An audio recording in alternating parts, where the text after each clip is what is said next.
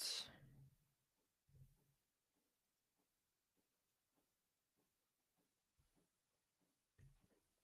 I know it usually starts off a little bit behind.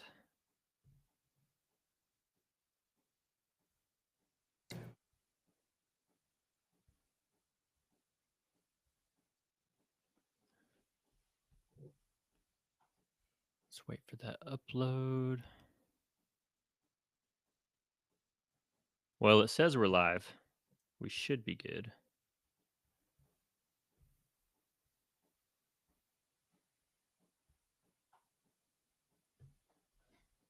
Okay. Yeah, I think we'll go ahead and... It did this last time too. It said it's waiting for me, but I'm here, so I don't know why it's doing that. All right, over in the right-hand corner of my screen, it has a red dot with REC next to it. Yeah, we're definitely doing something. I know. Okay. Oh. Yeah, here we go. We're just behind, so it's working. Got a confirmation there. That's good. That's what I wanted to see. Okay, well, welcome back to the Theologizing Subject. Tonight, I have an interesting guest with me today. His name is Paul Vendredi. He is Eastern Orthodox. He runs a website, paulvendredi.com, and has two YouTube channels, Paul Vendredi and Christian Theological Archive. So tonight, I'm just looking forward to asking him some questions, hearing how he came to believe what he believes, and a little bit of his story and who he is. We're more than our labels, so I like to hear how people came to the conclusions that they did. This is not a debate, so sorry if you're disappointed by that. Just a friendly conversation. So, Paul, would you mind just telling us a little bit about you to start us off here tonight? Sure. Before we do, just a little diversion at the top of the show. The name looks like Vendredi. It's actually pronounced Vendredi. So Vendredi, okay. it looks Italian, but it's actually French. So I have to tell people that if I actually were Italian, then I would be an interesting, colorful character instead of the boring, surly nerd that I am. So the name is actually French and it's pronounced Vendredi. Nice. So the Hey, well, question nerds are the was, funnest to talk to, so. great. So your question was, tell me a little about myself. Talk about Yeah. myself. Yeah. Sure. Well, the reason you had me on the show is because you wanted to talk to an Eastern Orthodox. Therefore, it's probably wise if we start out with how I converted to Eastern Orthodoxy. Absolutely. I was a Protestant. I am not anymore. I haven't been since 1998. So if I'm doing the math right, that's 27 years. I think that the best description that I've ever heard of Eastern Orthodoxy comes from a priest who was on the scene several decades back named John Meyendorff. John Meyendorff is the author of this well-known book, Christ in Eastern Christian Thought. The book is unreadable, so I can't necessarily recommend it. But John Meyendorff's description of Eastern Orthodoxy is, I think, the best I've ever come across. He said that Eastern Orthodoxy is the only religion, the only form of Christianity that doesn't require a person to believe anything that's terribly wrong. And as I look back over the span of those nearly, what did we say, it's 27 years? As I look back over 27 years, there were probably lots of reasons why I converted to Eastern Orthodoxy from mainstream Protestantism. But the reason that's the most convincing is precisely that one that John Meyendorff gave. We are not required to believe anything terribly wrong. In other words, we are not required to believe that God punishes the innocent in place of the guilty. That's known as penal substitutionary atonement, and most of its advocates simply abbreviate that to saying, it's the gospel. I abbreviate penal substitutionary atonement to PSA. Its advocates abbreviate it to the gospel. It is not the gospel. The gospel is John 3:16. For God so loved the world that he gave his only begotten Son, that whosoever believeth on him might not perish, but would have everlasting life. John 3:16. If we've ever been to a football game, we've seen that on a placard somewhere. John 3:16 tells us that God the Father sent God the Son into the world because God the Father loved the world. Another way to phrase that is God the Father was propitiously inclined toward the world. If a person is propitiously inclined towards someone, then somebody does not propitiate that person. Propitiate means to take somebody who is not well disposed toward us and make him well disposed toward us by means of some kind of bribe. In the case of theology, the bribe is the death of Christ and the spilling of his blood. This is what PSA tells us. So PSA tells us that we have to propitiate God. Well, we can't propitiate God, according to Anselm, because we're finite. So the infinite Son of God becomes human and offers up his human nature as the propitiation to God. What Anselm failed to account for is that the human nature of Christ is finite. So how can Christ pay off an infinite debt with a finite commodity? So the long and the short of it is, the main reason why I will not leave Eastern Orthodoxy and why I will not go back to Protestantism is because I refuse to accept what most Protestants nowadays call the gospel, which is PSA. PSA is not the gospel. It dates to roughly 1098 when Anselm wrote Why God Became Man. Prior to that, it was unknown. One could find certain elements of maybe a debt, an idea of a ransom, but one did not find the whole machinery that Anselm and his later exponents came up with and called the gospel. So the question arises, how did I come to these conclusions?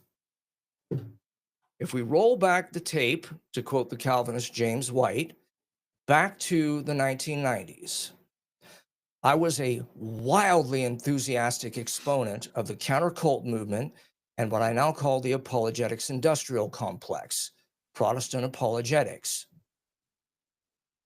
I was extremely enthusiastic about this. However, in the 90s, I was a lot younger. I didn't have the powers of intellection that I developed over the years. I didn't have the knowledge that I currently have. Consequently, although I knew I wanted to be an apologist, and although I knew I was convinced by apologetics, I didn't really have any background in it or anything like that. So what I did was simply to listen to the great apologists and the great counter-cultists. My favorites were Josh McDowell, Walter Martin. Walter Martin was the original Bible Answer Man before Hank Hanegraaff. Bob Larson. Bob Larson was a radio personality in those days. Now he's currently strictly an exorcist, deliverance ministry. And I was into Norman Geisler and just about anyone else. In my early days in the counter-cult movement, I was also into James White, the aforementioned Calvinist.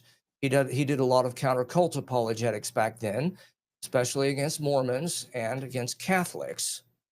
Yeah.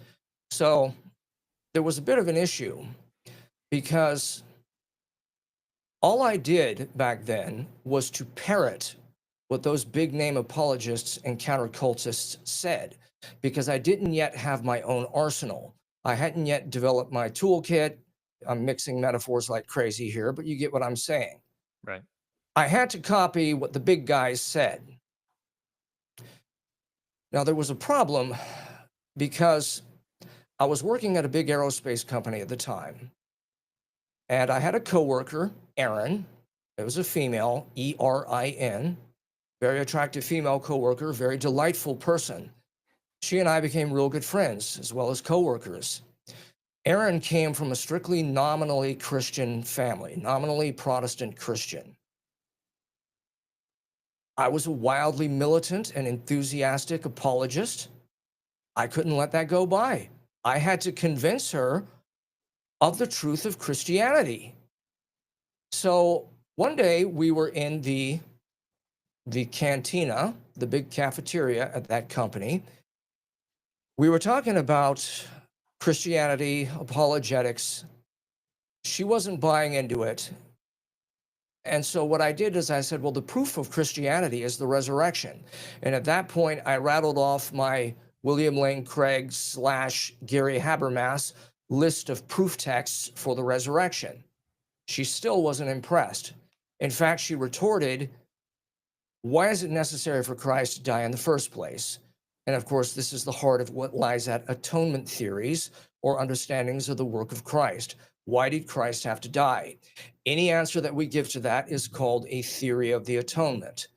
I don't like that term because not every explanation of why Christ had to die has to do with atonement. Atonement means reparation for a wrong or an answer. Atonement implies propitiation. I already showed from John 3:16 that the death of Christ is not propitiation, and his death is not about reparation for a wrong or an injury. Among other things, his death is about destroying Satan. For this reason, the Son of God was manifested, that he might destroy the works of the devil. John, I believe that's 1 John 3:8.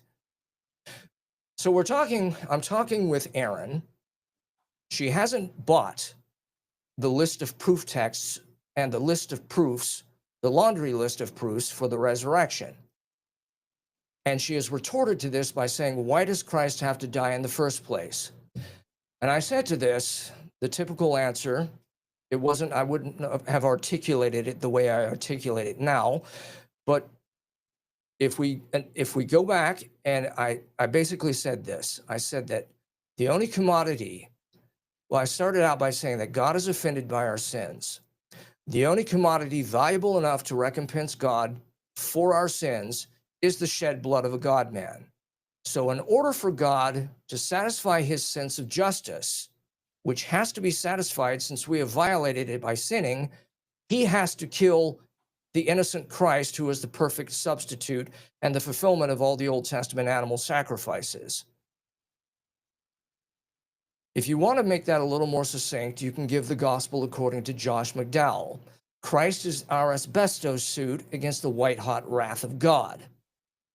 Well, when I said that God had to kill his innocent son in order to satisfy his sense of justice, Erin's eyes completely unfocused and her face went blank. I could see the cogs turning in her head.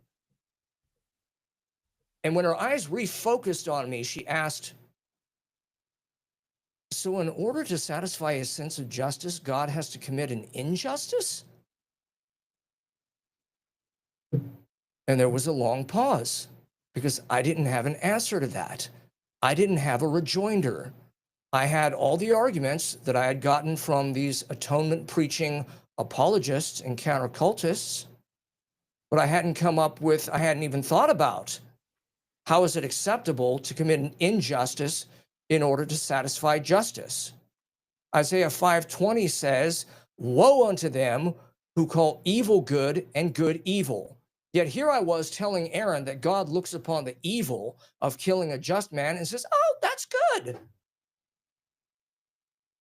But again, this is about 30 years in the past. Back then, I was a lot more militant than I am now, a lot more aggressive. My understanding of apologetics in those days was it was a fight. And if you're on the losing end of an argument, you're losing a fight. It's like getting beat up on the schoolyard. It's a dishonor to you. It's bad for your reputation. I looked at this as being not simply a dishonor to Christ, but also a dishonor to me personally. So I started saying whatever came to my mind, trying to defend this absurdity that God's justice is satisfied by committing injustice. I was spouting so many absurdities that my voice started shaking. Even I knew what was coming out of my mouth was crap. What was coming out of my mouth was BS. BS stands for bad soteriology. PSA is bad soteriology. Needless to say, I left that conversation like a dog with its tail between its legs. I said, that was a battle I lost, and I lost it embarrassingly. She hardly had to say anything, and I looked like a fool. So I said to myself the thing that William Lane Craig always used to say, hey, the apologetic is true. I'm just a poor apologist. So my plan was down the road somewhere, I'll look into this PSA thing because I know it's true, and I'll find the arguments that make it more convincing to people like Erin. Well, that day was a long way in coming because I kept kicking the can down the road. One of the things that happened is because of my interest in the counter-cult movement, I got diverted off into researching Eastern Orthodoxy. Here's how that happened. My favorite counter-cult apologist was the legendary Walter Martin. Walter Martin was already dead by that point in history. He died in 1989. He was the founder of the Christian Research Institute. He wrote The Kingdom of the Cults. He is the reason why the counter-cult movement is anything at all. He was the grandfather of the counter-cult movement. And as far as I'm concerned, the expiration date on the counter-cult movement was June of 1989 when Walter Martin died. The reason that movement was kept afloat, it's a bad movement, is simply because of the outsized brilliance and personality of Walter Martin. The man was unbelievably brilliant. He was Very brilliant learned. guy. Yeah. Yeah, so you're familiar with Walter Martin, I take it. Yeah, absolutely. So Walter Martin was expansively brilliant. He was just knowledgeable on a host of subjects. And the way he got that way is through street fighting, quote unquote.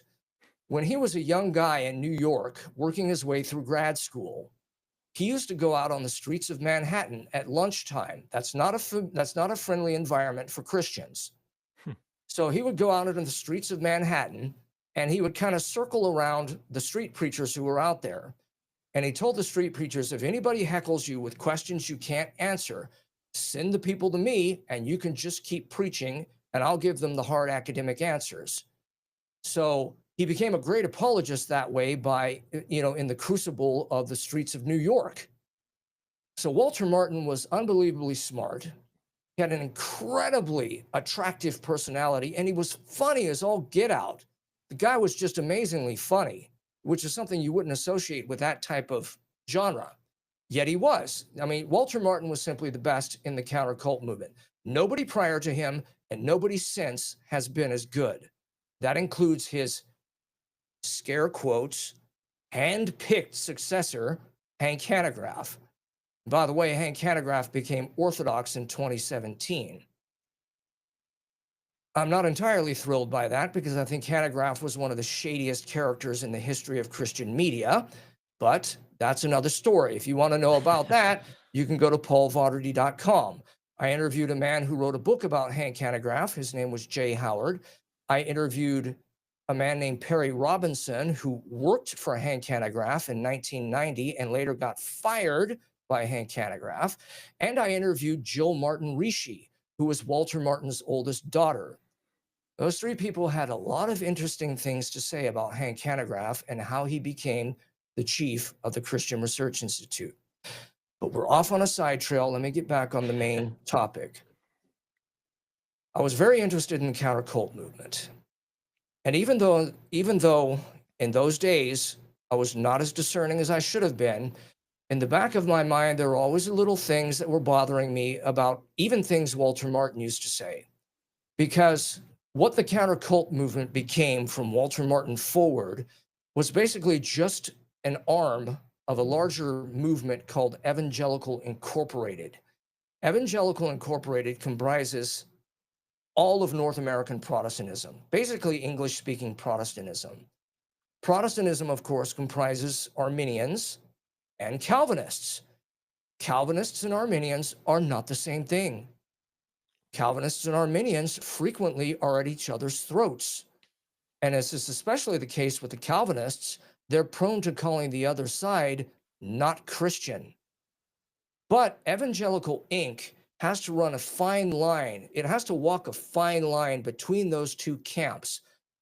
And it does so actually reasonably well. If you read a book called Systematic Theology by Wayne Grudem, in his preface to the book, he has a couple of paragraphs that say basically what I'm saying now. He says, look, I incline Reformed, but I'm going to write a book that's going to be useful to all Protestants.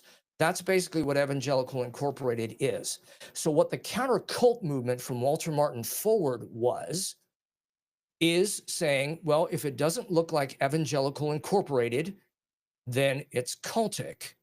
So in other words, if it doesn't look like a mainstream Calvinist organization like the Presbyterians, or if it doesn't look like a mainstream Arminian organization like the Southern Baptists, then it's a cultic structure. The obvious problem, and this was pointed out to Walter Martin by a number of his critics like Alberto Rivera and Jack Chick, the Catholic Church and especially the Eastern Orthodox Church, look very little like mainstream Protestantism. Therefore, according to this paradigm we're in, they should be cultic, right? They're supposed to be cultic structures, right? But Walter Martin always dragged his feet on calling the Catholics and the Eastern Orthodox cultic structures. Walter Martin was a hypocrite on that issue. I hate to say that because Walter Martin was my mentor, and to this very day, I revere him. I have certain turns of phrase, and every now and then I'll stop and ask myself, why do I say this like this? Why do I use this tone of voice when I say that phrase? And then I'll think back, oh yeah, Walter Martin said that on such and such audio tape. So basically, I have Walter Martin in my head to this day. Walter Martin's voice is in here. But Walter Martin was a hypocrite on the issue of the Catholics and the Eastern Orthodox. Well, at that time, I told you that one of the other counter-cultists I was listening to was James White. He's still around. He's still very popular and very influential. In those days, James White was releasing everything on audio tape. We're talking about the mid-1990s at this point. So I would get his debates where he's taking on Catholics. And after listening to these debates with the Catholics, I would say, well, that's odd. The Catholics had the better argument here. Then I would listen to more of his tapes and say, odder still, he lost another debate against the Catholics. There were debates that he won against the Catholics, but I think that he did that by means of heuristic. Heuristic means you're more concerned with the outcome of a debate than you are with ferreting out the truth. I was very perplexed by this, very nonplussed. One of the reasons I was nonplussed is because my brother had gone to a very exclusive Catholic high school for all 4 years, and I myself had gone to that school for my first year of high school. So I had done 1 year of Catholic high school. I remember the religion class taught by Mrs. Manhan. This was an obese liberal. Mrs. Manhan was telling us every kind of liberal thing that you could imagine. She even made us watch that movie Godspell and presented this as a great depiction of the gospel. Well, as you know, Godspell depicts Jesus as a clown, which is blasphemy. So I had some serious issues with Catholicism even before I became a counter-cultist. Moreover, all you have to do is compare Catholicism pre-1963 to 1965 with what it is now. It's two different churches. What the Catholic apologists are defending is an idealized pre-Vatican II church that no longer exists except in very small, angry splinter groups that no longer recognize the Pope. So the Catholics were winning these debates, but I was already savvy to their game. They're defending a church that no longer exists. All right, at that point, I knew very little about Eastern Orthodoxy. I knew it existed because when I was 9, 10, 11 years old, I used to read through my parents' copy of the World Book Encyclopedia, which, by the way, is a great encyclopedia. It's aimed at about a 6th grade level, but it gives you the information you want. I remember when I was in the United States Navy, first time I took my promotion test for E5, I failed the test. I was a cryptologist. That means I had to break codes and know ciphers. World Book Encyclopedia, I came home on leave. I decided to read all of their articles on cryptology, and the articles were very rudimentary. They're written for a 6th grade audience. So put the books back on the shelf, went back to Big Navy after I got home from leave, and I took the E5 test again. I was one of only 2 people who passed the test. Thank you, World Book Encyclopedia. So the World Book Encyclopedia, in its article on Christianity, said Christianity breaks into 3 main divisions: Catholic, Protestant, and Eastern Orthodox. Eastern Orthodox, what's this? So it had just a brief blurb on what it was. So also, when I would look up different countries like Greece, it would say religion, Eastern Orthodoxy. Back then, the country would have been Yugoslavia. Main religion, Eastern Orthodoxy. Russia, historically, main religion, Eastern Orthodoxy. So I knew about this. I knew it was out there. I knew it wasn't Catholic and Protestant. So fast forwarding back to the counter cult days, I said to myself, I know that the Catholic Church is not the answer, but apparently Protestantism is faulty too. So I started looking into Eastern Orthodoxy, and I decided to convert. That conversion happened in August of 1998. Again, I'm not a math major. I think today is 2025. So what is that, 27 years ago? So I've been part of the organization for 27 years. This is supposed to be a short story, but it's getting longer and longer. I hope you don't mind. Hey, that's what we're here for, man. It's okay. So I had kicked the atonement can down the road because I had gotten diverted with this Eastern Orthodoxy thing. While I was in the conversion process, while I was an inquirer, pardon me, I decided that I would start asking about that again. So I asked the priest who was leading my catechesis, what does the Orthodox Church say about the atonement? Why did Christ have to die? He didn't really have any kind of full-orbed answer. He just said it's about healing. Then I would bring up things like, okay, what about God's justice? What about the wrath of God? What about Isaiah 53? What about 2 Corinthians 5:21, et cetera, et cetera? Again, he didn't really have an answer. If I said, this has to be about punishment, he would just shake his head and say, no, nobody in the East has ever taught that. I would go to Orthodox Bible studies that were run by that priest and some of the other people in there who had been Orthodox all their lives, some people who were converts and had been Orthodox longer than I had, would say the same thing to me. When I would ask, why did Jesus have to die? Why does it have to be crucifixion? They'd always say, it's healing. Christ is healing us. And I would say these other things about PSA, and only the Protestants would understand what I was saying. The guys who had grown up in Eastern Orthodoxy, they'd be like, what? Huh? What? In fact, it would sound outrageous to them. All right, so I wasn't getting good answers, but I converted. I was in the military, or I joined the military shortly after converting. So they sent me out to the Middle East, which was great because as a former apologist and counter-cultist, I was very much interested in Christian versus Muslim debates. And back in the 90s, when you had to get all these things on tape, the world was gripped by a lot more political correctness than it is now. So anytime there was a debate between a Muslim and a Christian, it was always framed as the Christian having to defend Christianity against the claims of the Muslim. The Muslim never had to defend his pedophile prophet. He never had to defend his shoddy book, the Quran. He never had to defend the Hadith, which tell you that Muhammad descended into a grave to copulate with a corpse at one point in his life. They never had to defend this. It was always the Christians having to defend the Bible, having to defend the resurrection, having to defend the Trinity. So I said to myself, I'm going to put this to an end. I'm going to specialize. One of my side specialties is going to be Christian versus Islamic apologetics. And I'm going to go aggressively after the Muslims and make them answer rather than having us have to give all the answers. So I got to the Middle East. I was next door to a huge mosque. And this mosque was funded by the Saudi Arabian government, which means it had a bottomless well of money. So you could walk across the street, go into this mosque, and they would give you a huge diglot copy of the Quran, Arabic on one side, English on the other. Back then, a book like that probably would have cost you $50. Nowadays, it's probably $75.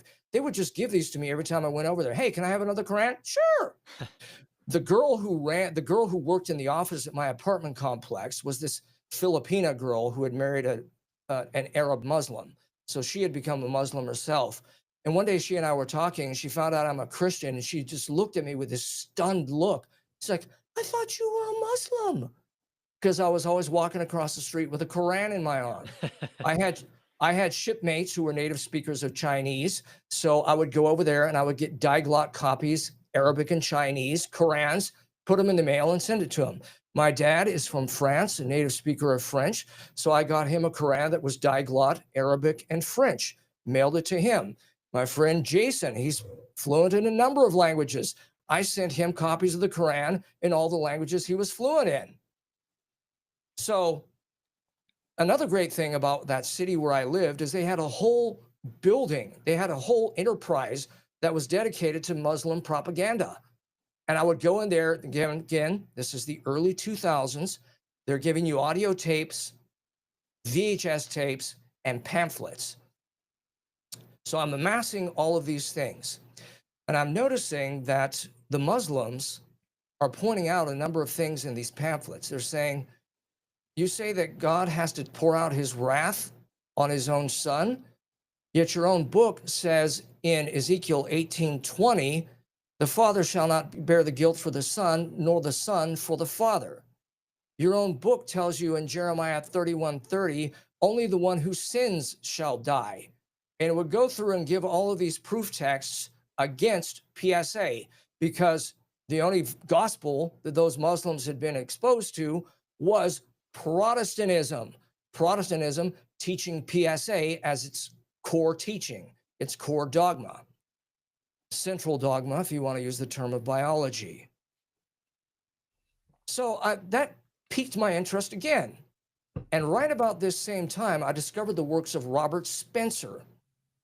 Robert Spencer has Zionist paymasters, so he is unnecessarily pro-Zionist.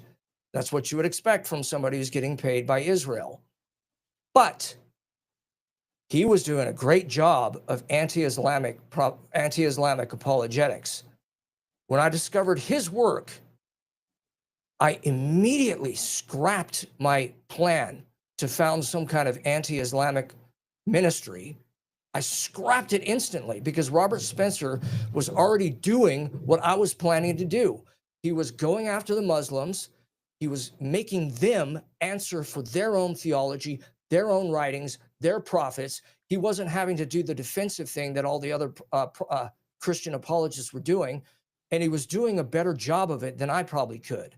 In fact, Robert Spencer is very ribald. He loves to mock Muslims in these debates. It's actually really fun. So I scrapped the anti-Islamic angle that I was going to pursue. But having investigated Islam, I had become interested in the atonement again because of what Muslims were saying. So I started looking into it, couldn't really find any kind of satisfactory information.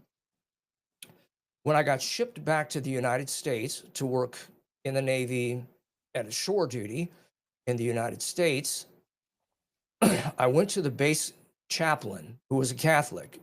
I said, give me a copy of the Bible, if you would.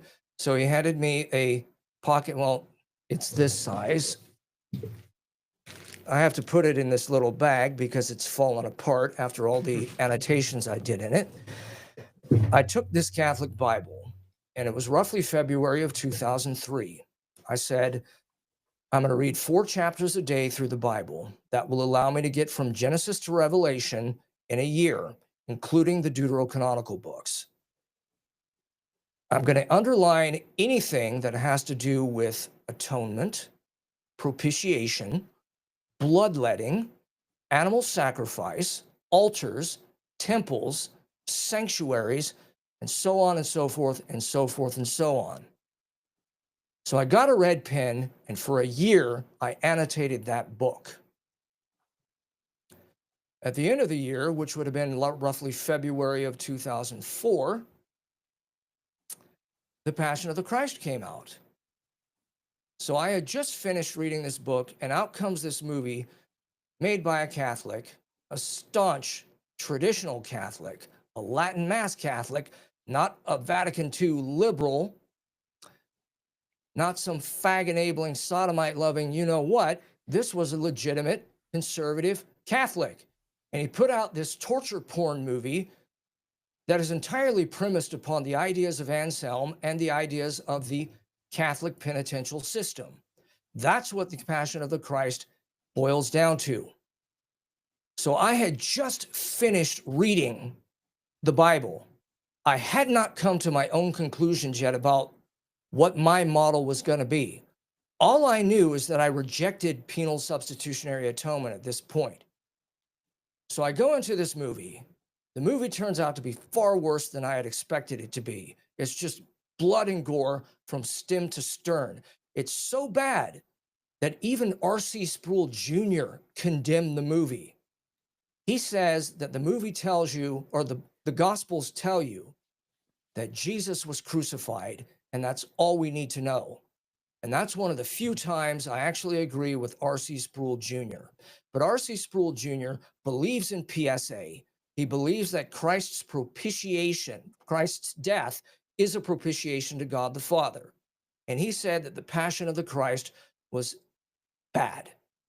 He didn't say bad, but that's essentially what he said. So, Passion of the Christ comes out. I've just finished reading through the Bible, determined that I don't believe in PSA, that it can't be defended biblically. And I see this movie, and I've already been intellectually hardened against PSA by reading the Bible. Now I see this god-awful torture porn movie, and I get hardened in my attitude against PSA. My attitude becomes, I'm going to take down PSA because this is blasphemy. If you want to know just how blasphemous it is, did you ever see The Passion of the Christ? Mm-hmm.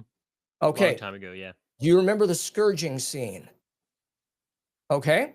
So you have these two Roman soldiers with their flagrums. They are whipping Christ on both sides of his body. There's blood, there's flesh, little pieces of bone flying all over the place. And we have to watch this. So we have to watch this. R.C. Sproul Sr., who is Junior's daddy, and if you don't believe that this is true, the audio clips are on my website, on my podcast series. Go to paulvendredi.com. R.C. Sproul Sr. said, the one who inflicted all of that pain upon Christ and torment was no one less than God himself. So, if you believe R.C. Sproul Sr., and you are watching that flagellation scene in the Passion of the Christ, your proper response should be, good, let's keep it going, boys. That's our salvation. That's God doing that act. And the enemies of the cross have pointed this out too. John Dominic Crossan went on NPR. That's an organization I don't endorse, but I will talk about one interview he did with Terry Gross on the show Fresh Air. John Dominic Crossan, for those who don't know, is one of the founding members of the Jesus Seminar, which is a far-left, gospel-denying organization. John Dominic Crossan is a former Catholic priest who left the Catholic priesthood to get married and then went on to become a professor at DePaul University in Illinois. John Dominic Crossan said something to Terry Gross. He said, how can you show 2 hours of unrelenting brutality and think that this is part of your redemption? And then you would have to be against the woman who cries out from the crowd while Christ is being beaten. Somebody stop this. You have to be in league with the Jews who turn over Christ to the Romans, and you have to be in league with those same barbarian Roman soldiers who torture Christ and put him on a cross. Now, I want to say something interesting too. I criticized Robert Spencer for being on the payroll of the Zionists. What's interesting to me is that the Passion of the Christ was directed by a Christian, Mel Gibson, who identifies as a staunch Latin Rite Catholic. He's not a Vatican II Catholic.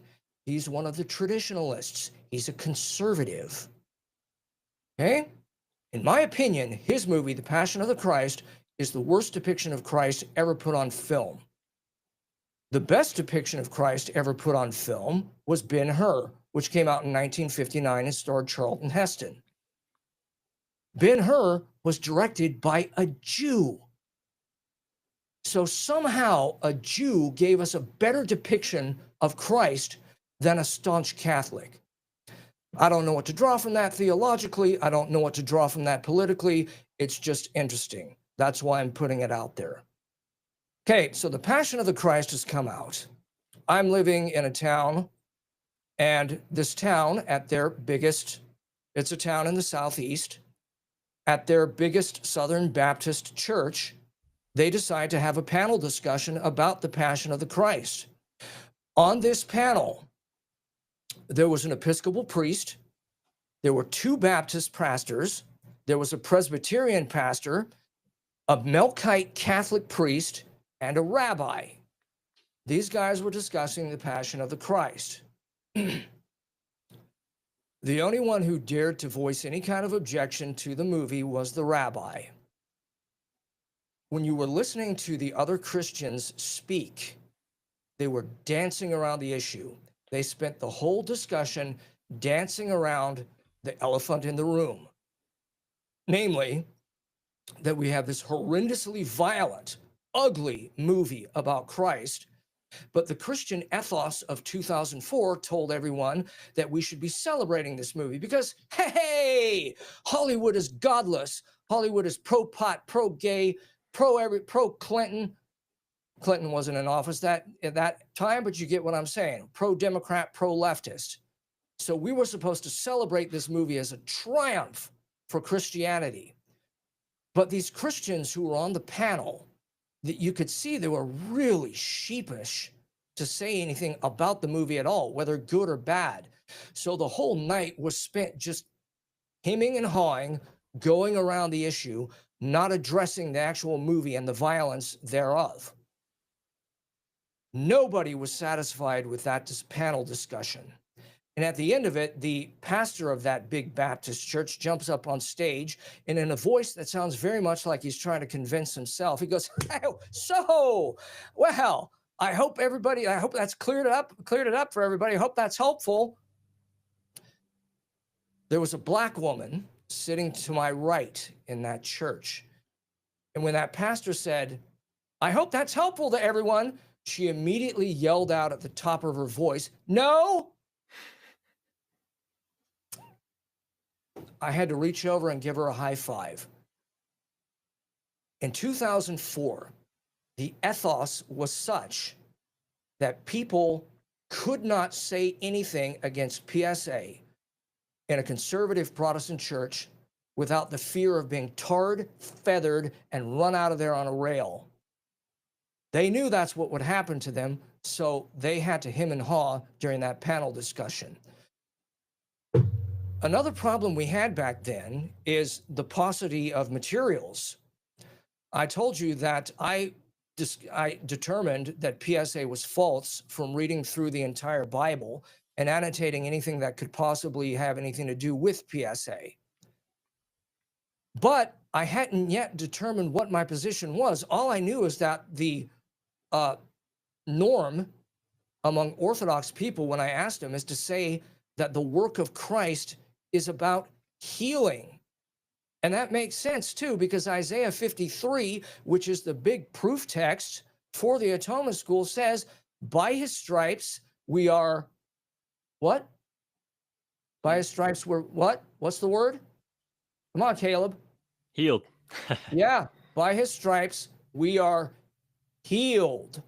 If Isaiah 53 were about some kind of juridical punishment, some kind of games of infractions and penalties, it would have said, by his stripes we are exonerated. So these things were slowly starting to come together in my brain. It was still very inchoate. All I knew is that PSA was false, and the model that was taught in the far more ancient Eastern churches was a model of healing. Pardon me for one moment. No, you're good. So is your issue more with it's not with the suffering itself that Jesus went through, it's more with the idea that God is the one dealing out that Right. suffering? Yeah. Okay. Protestant systematic theology is very helpful at this point. In Protestant systematic theology, they distinguish between active will and passive will. God's active will for us is always good. God's passive will may be to achieve good for us by allowing evil to befall us. The same thing can be said about the work of Christ, both in his, not just what he did on the cross, but his entire life, death, resurrection, ascension, and session at the right hand of the Father. All of that is about healing. It is not about the Father pouring out his wrath. It's about human beings pouring out their wrath. Surely he hath borne our griefs and carried our sorrows. Yet we did esteem him stricken, smitten of God, and afflicted. Notice, it doesn't say God strikes him and afflicts him. It says we esteemed him stricken, smitten of God, and afflicted. There is a yet in that sentence. That is a conversive conjunction which changes the direction of the first clause. So surely he hath borne our griefs. Hey, PSA!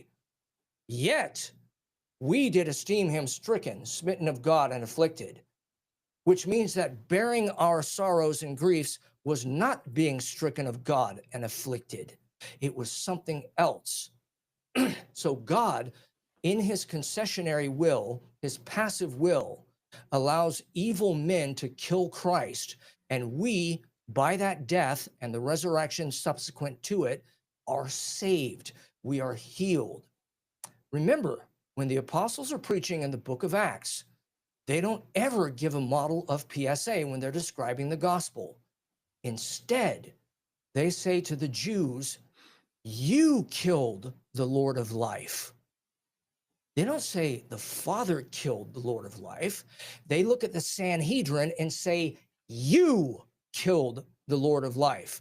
You Jews are responsible for his death. Sorry, Zionists.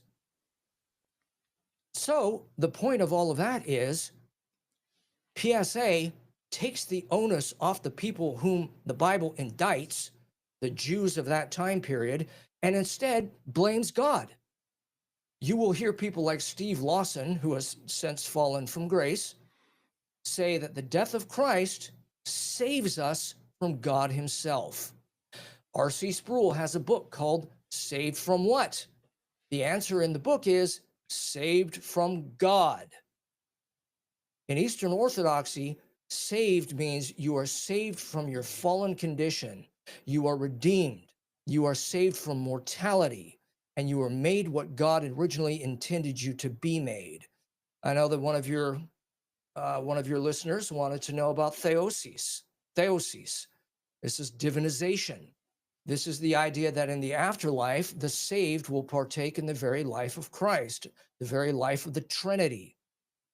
So divinization means we will go and partake of the life of God himself. We will never become God, but we will be more and more God-like. God is immutable. God is outside of time. Human beings, even in the afterlife, will remain in time and will continue progressing everlastingly. Each moment becoming more and more like the God we are adoring in the afterlife. There's a hint of that in Exodus, I think it's chapter 34. Moses has come back down with the second set of the tablets of the law.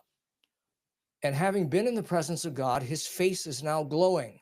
So the children of Israel ask him to put on a veil so that they don't have to behold this godlike, frightening face of his. There's a reference to that in the New Testament, 2 Corinthians 3:18. And we all, with unveiled face, beholding the glory of God, are transformed into the same image from glory to glory as from the Lord who is the Spirit. I think I just butchered the wording of that, but I'm sure you have it up on screen and can read it. So 2 Corinthians 3:18 tells us that we are being transformed into the image of God. The word image there, if I'm not mistaken, you might be able to look up the Greek on your screen, is ikon or ikona. What does that word sound like to you? Ikon, E-I-K-O-N. What word do you think that gets transliterated into in English? I don't know.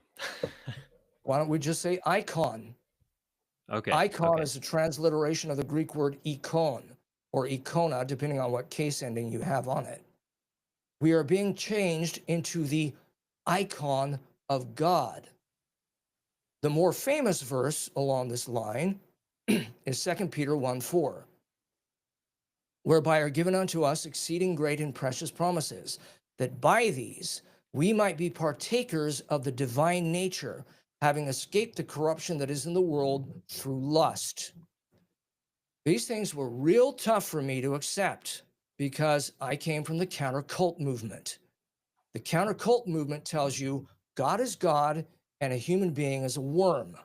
A human being can never even have the word God applied to him, even though it says in the Old Testament that Moses and Aaron were like gods to Pharaoh, and even though Jesus himself quotes the Psalm calling judges gods, gods among men, gods by status, gods by comparison to other men. See what I'm getting at? So I was a former countercultist, so all this theosy stuff I just was trying to ignore until I couldn't ignore it anymore. This is what the church taught. This was even what was taught in the Western Church, which now is called the Catholic Church. They have let the doctrine of theoses just drop, just like they've dropped a lot of things. The only church that has retained all of these ancient teachings is Eastern Orthodoxy. So we're talking about the afterlife, where human beings who are time-bound creatures are in the presence of the timeless, eternal God. And being in the presence of the timeless, eternal God, we, according to Saul of Tarsus in 2 Corinthians 3:17, 18, and surrounding context, are being transformed into the image that we're beholding. We are being transformed into God, and we will continue along that process everlastingly. So, getting back to the, we're off on a real rabbit trail here, getting back to the story of my dealings with the atonement. Moving onward from the atonement, the Passion of the Christ, I started studying this stuff. I started listening to a lot of CDs by people like R.C. Sproul. People started listening to stuff on sermon audio by Paul Washer, listening to all of these big Protestants. I have a term that I use for these guys. That term is atonement school. Atonement school is not referring to a brick and mortar building. It's not a university. By school, I simply mean school of thought. These are Protestants who have built on top of the teachings of Anselm, and Anselm had built on top of the teachings of Augustine. And these modern Protestants are carrying on Anselm's tradition and adding to it. I refer to them as the atonement school. Another story about me going on leave from the Navy. I went on leave sometime after the Passion of the Christ came out. In those days, I had a couple of friends who were running an Eastern Orthodox call-in radio show. It was kind of like an Eastern Orthodox attempt to be the Bible Answer Man, just not as good, not with as good a production quality, and so on and so forth. So they said, look, you're going to be in town. Let's record 2 episodes on the radio live, and we'll do another one pre-recorded, and we'll talk about the atonement, because everybody nowadays is talking about the Passion of the Christ, and we know you're researching this.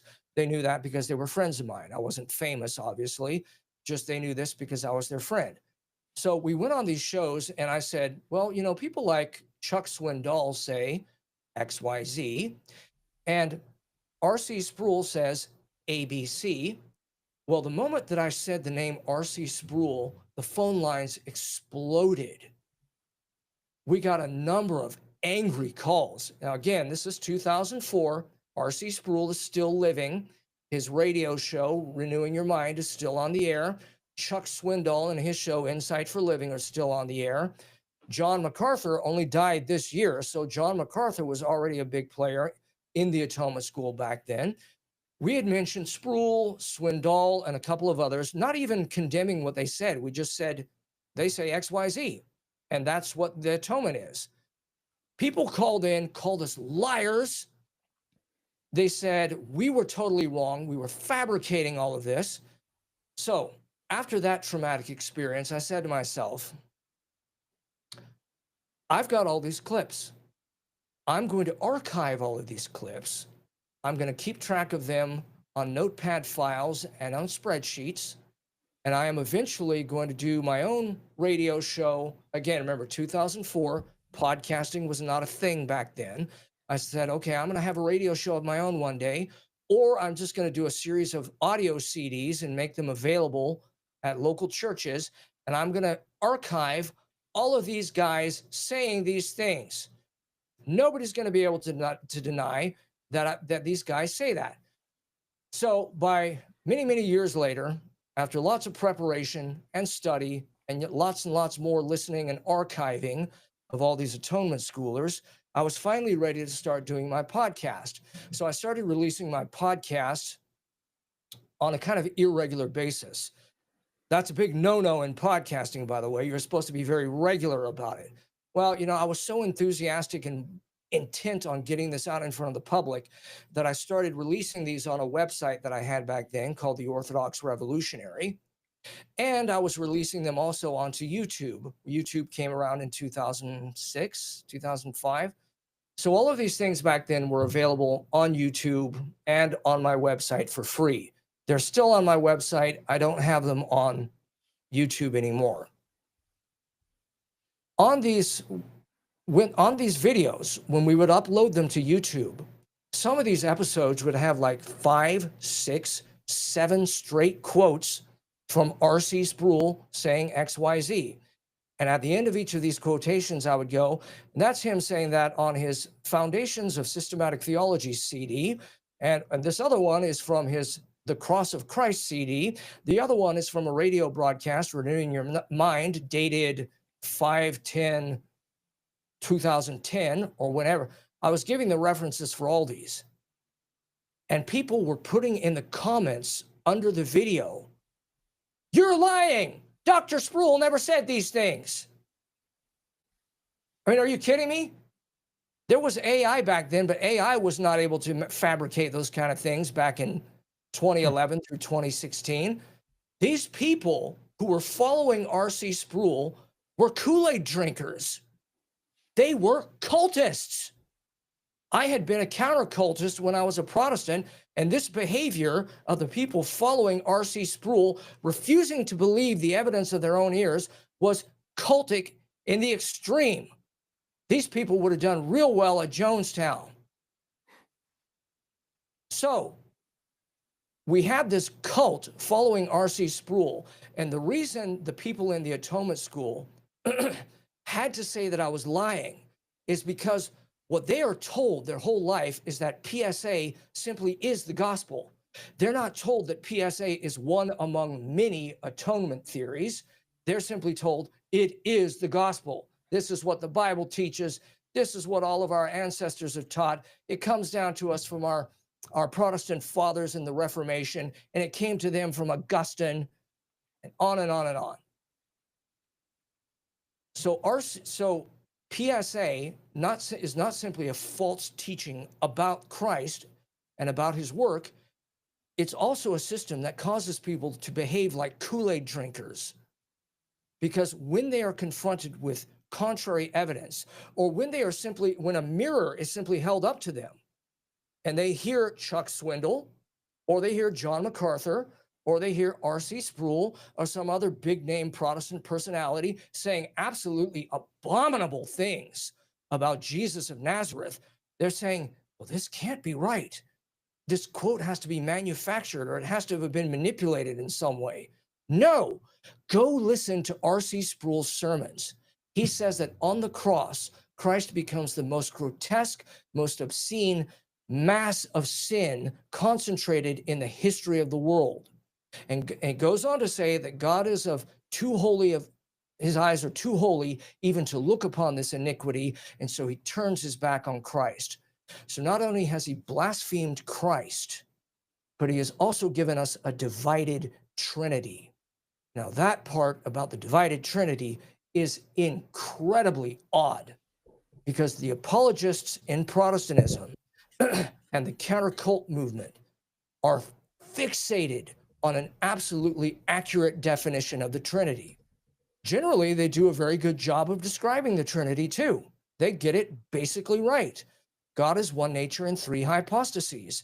It's not one God revealing himself under three masks. It's not three gods. No, it's one nature and three hypostases. In this sense, the counter-cultists are right. What they get wrong is the ancient church has always taught that the Trinity is indivisible. But atonement theology requires us to believe, using the quotation from Habakkuk, that God is of purer eyes to look on sin. And if Jesus is a concentration of all our sin on the cross, then God has to turn his back on the Son. That divides the Trinity. Michael Youssef of Leading the Way Ministries, who is a believer in the atonement, says this directly. He says it on a video called Cross Purposes. I have a YouTube channel called @Christian Theological Archive.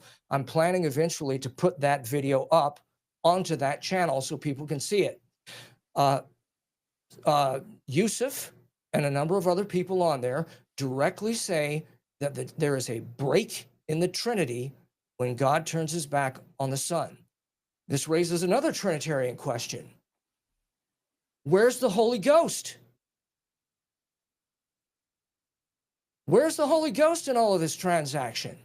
We have the Father turning his back on the Son.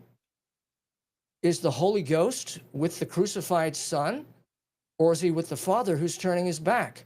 Which of these is these? I have been looking into penal substitutionary atonement very seriously since 2003, and I can't think of any of them giving an answer to that question.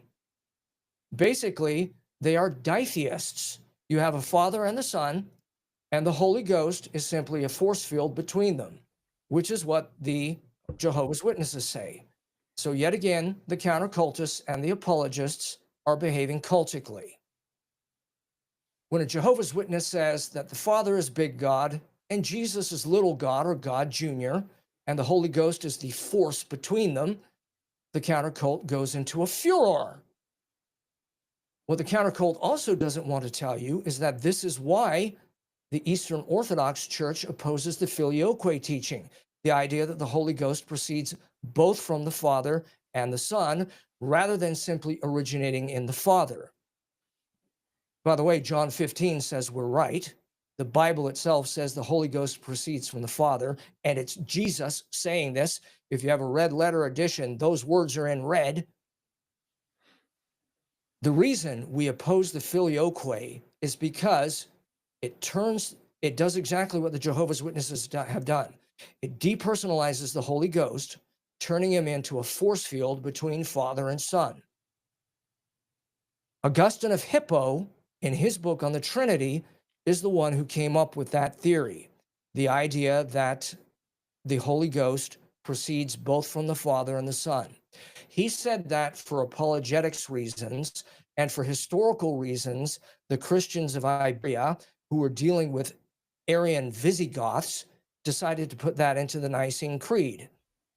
The Eastern Church pulled its hair out over that because it was depersonalizing the Holy Ghost. And it was also telling us something novel, namely that the Father is not the origin of the Holy Ghost and the Son. In Cappadocian Trinitarianism, which is taught in Eastern Orthodoxy, the Father is the origin of the Trinity. The Son is eternally begotten and generated in the Father, and the Holy Ghost eternally proceeds from the Father. In Catholicism, and derivatively in Protestantism, which is basically just an offshoot of late medieval Catholicism, they say that the Holy Ghost proceeds from the Father. And if you diagram it out as they do with a little inverted triangle, they end up with the Holy Ghost on the bottom and the Father and the Son up here. It's a very unfortunate diagram because it indicates, just by the fact that two of them are on top and one on the bottom, that the two on the top are greater than the one on the bottom, the one on the bottom being the Holy Ghost. We're going on a long time here. We're talking about how the Holy Trinity is split, if we're going to be consistent in our PSA theology. We're talking about how the Father pours out his wrath on the Son, and if you follow the teachings of Paul Washer, hates the Son. We're talking about blasphemy. We're talking about heresy. There's no other way to describe PSA. You are probably aware that more and more people are converting to Eastern Orthodoxy from Protestantism. It's turning into an avalanche of people leaving Protestantism. I think last week, somebody named Cleaving to Antiquity, who is a well-known apologist and YouTuber, left Protestantism to become Orthodox. I was in the car listening to Steve Gregg's radio show. Steve Gregg is a Protestant from the Jesus movement of the 60s. One of his callers phoned and asked in a very concerned voice, well, what do you know about Eastern Orthodoxy? Everybody's converting to it.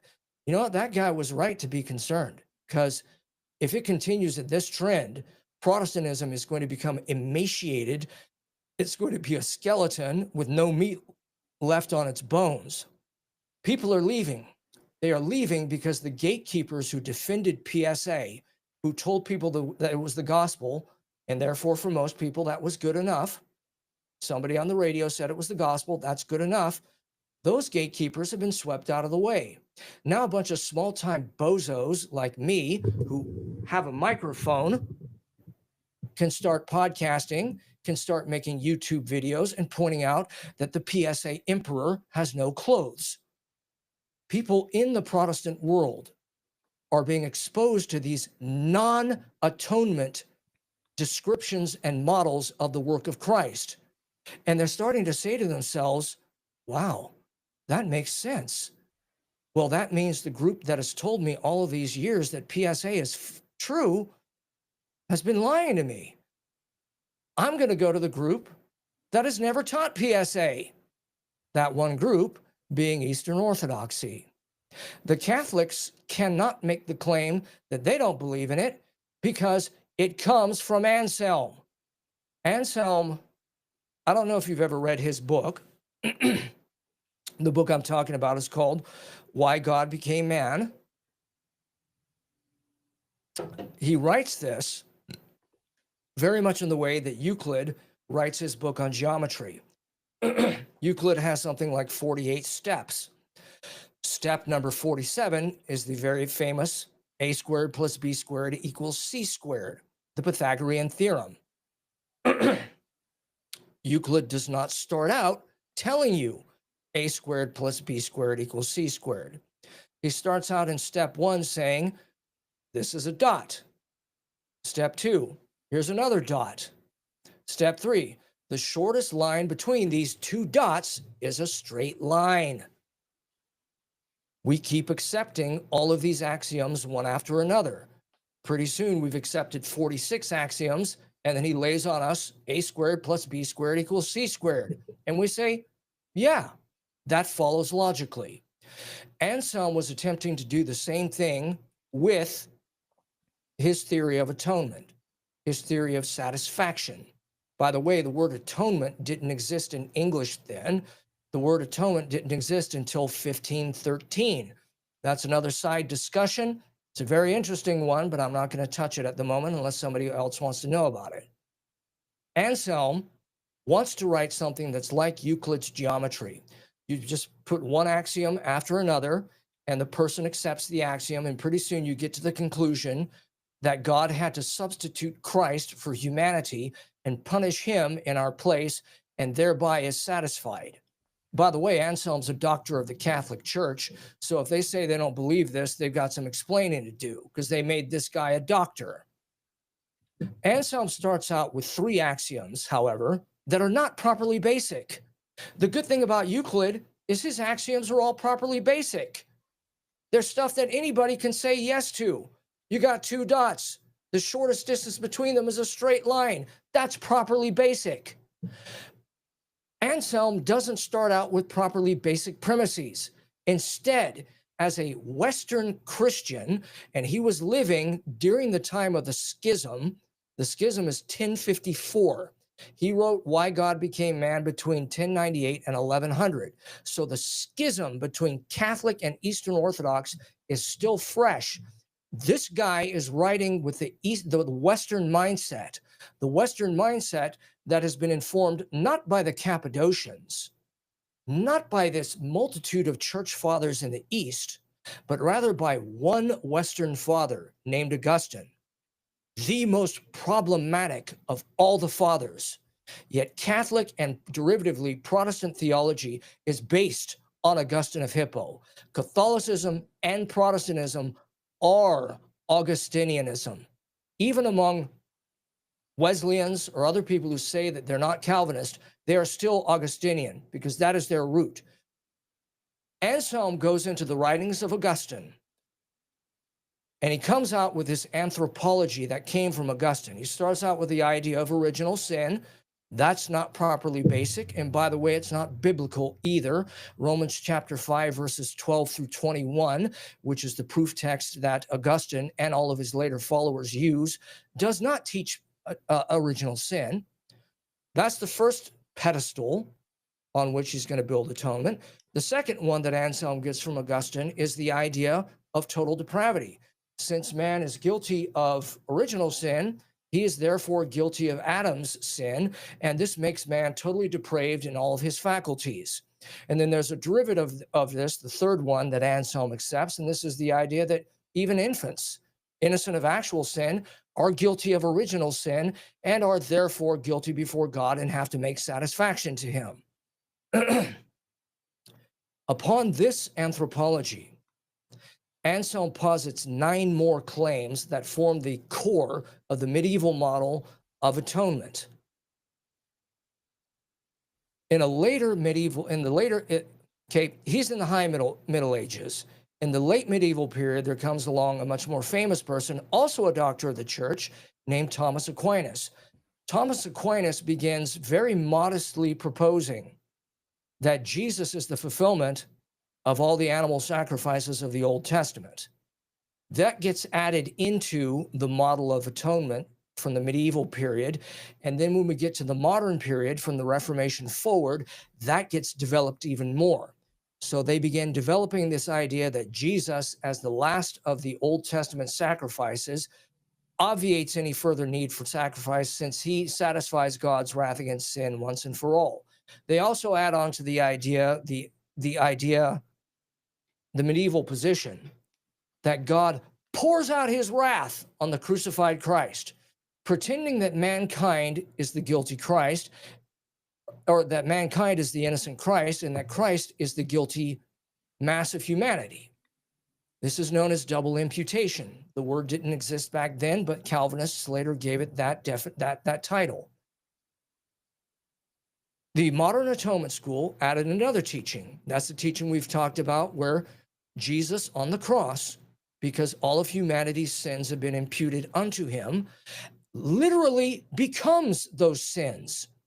He's no longer a human being. Now, this is interesting. The imputation of Christ's righteousness to humanity is merely fictional. It is a legal fiction, according to the atonement school.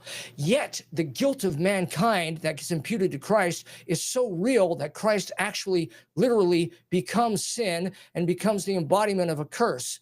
So much so that, this is the next claim, God the Father turns his back on Christ and drives Christ from his presence, i.e., drives Christ out of the Godhead. I'm getting that wording from Derek Thomas, who is a well-known Scottish Calvinist who frequently speaks with Ligonier Ministries at their conferences. I'm not making up these turns of phrase. These are turns of phrase that I've gotten from the atonement school itself. So what we have is we have a medieval model.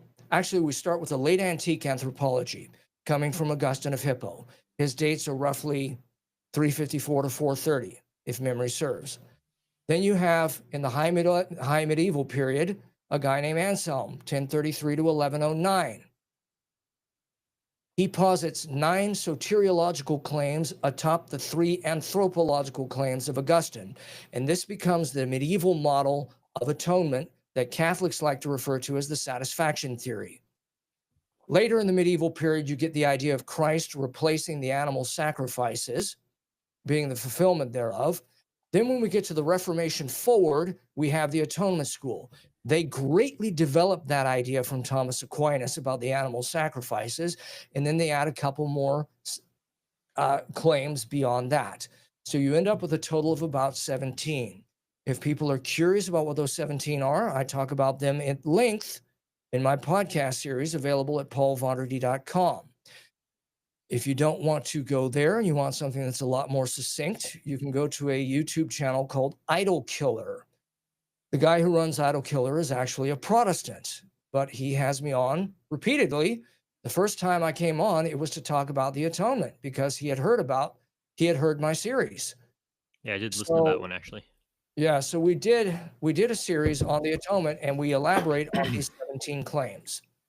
Caleb, I've been going on and on. I'm going to turn it over to you at this point. Yes, sir. Well, obviously, I think people that are listening, at least on my side, or will listen later, know that we're from different traditions. But I don't get to run into Eastern Orthodox people, so I appreciate you kind of sharing your story, your background. How much time do you have left? I think maybe we can run till the top of the hour. That'll give us about 2 hours, right? Sure. Yeah. So yeah, I'm at this point in my life. I'm a happy Reformed Baptist. I do not know a great deal about Eastern Orthodoxy. Obviously, learning a lot tonight. You're going to give me a lot to think about. Um, but yeah. So how do you kind of view, maybe on the political landscape, how do you view Protestants, Catholics, Eastern Orthodox working together in that sphere? Working together in the political sphere, I think, is just fine.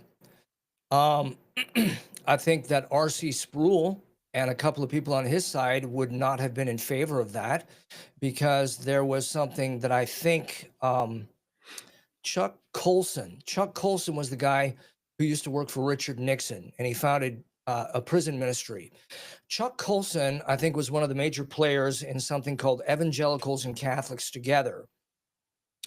Chuck Colson was a very politically involved conservative Protestant. He wanted Catholics and Protestants to unite in the political arena. People like R.C. Sproul strenuously objected to that because it meant they thought it would be a sellout to Catholicism. And of course, Protestantism, especially Reformed versions of Protestantism, identify themselves as being the people who split from the Catholic Church from 1517 forward. So I personally have no problem uniting with people who are not Orthodox. For example, the recently deceased Charlie Kirk. Charlie Kirk was ridiculously loving, fawning, having a slobbering relationship with the state of Israel. Nevertheless, he did a lot of good. If I don't know if you listened to any of my political recordings that I made on my website, one of the guys who was big in a previous era was Jerry Falwell. Jerry Falwell was behind the moral majority. Jerry Falwell helped to get Reagan elected and Carter ousted. So in the 1980 campaign, I think I was probably in 3rd grade back in 1980. Okay. So I was real young. I didn't know much about politics. All I knew was Jimmy Carter sucked and I wanted him out of office. Even in 3rd grade, I knew I wanted Jimmy Carter out. And I remember, when I would be in my room doing homework, I would kind of have my ears open and hear the news broadcast on in the living room, the news broadcast saying how close the race was between Reagan and Carter. I remember sitting in the lunchroom in elementary school in 3rd grade, praying, please, God, please let Reagan win and take Carter out of the White House. I remember that from being that young. One of the guys who made that prayer come true was Jerry Falwell, because Jerry Falwell got people, Christians, back into the political arena. So, A-OK. I'm A-OK on him. Yeah. Jerry Falwell, as you may know, was one of those guys who was a real passionate, ardent Christian Zionist. I had a tape series by Jerry Falwell. I think it's called America and Prophecy and the Coming Nuclear War or something like that. On these 3 tapes, Falwell repeatedly says that the Jew is the apple of God's eye. The Jew is the apple of God's eye. So according to Jerry Falwell and Christian Zionists like him, God is a racial supremacist who prefers the Jews over all other races.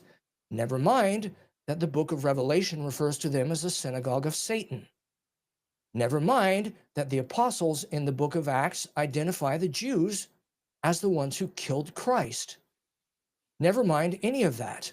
Never mind that the Bolsheviks were dominated by Yiddish-speaking Jews who massacred untold millions of Eastern Orthodox Russians.